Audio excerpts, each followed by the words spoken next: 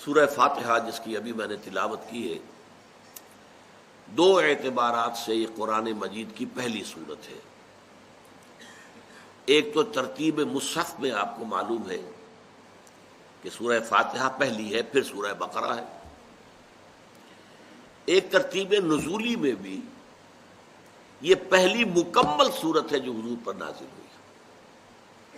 سورہ فاتحہ سے پہلے صرف متفرق آیات نازل ہوئی، 5 آیتیں سورہ علق کی، اقرأ بسم ربک الذی خلق خلق الانسان من علق اقرأ وربک الاکرم الذی علم بالقلم علم الانسان ما لم یعلم۔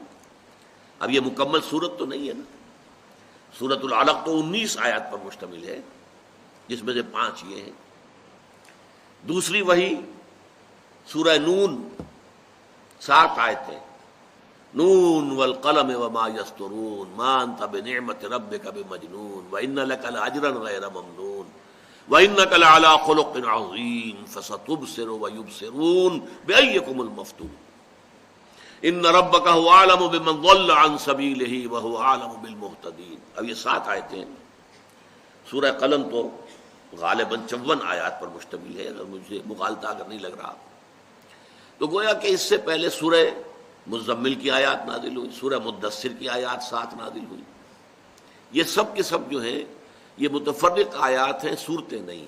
5ویں وہی ہے سورۃ الفاتحہ، اور یہ مکمل سورت نازل ہوئی ہے محمد الرسول اللہ صلی اللہ علیہ وسلم پر۔ تو دونوں اعتبارات سے یوں سمجھ لیجئے کہ پہلی سورت ہے قرآن مجید میں ترتیب مصحف کے اعتبار سے بھی پہلی، اور ترتیب نزولی کے اعتبار سے پہلی مکمل سورت جو حضور پر نازل ہوئی۔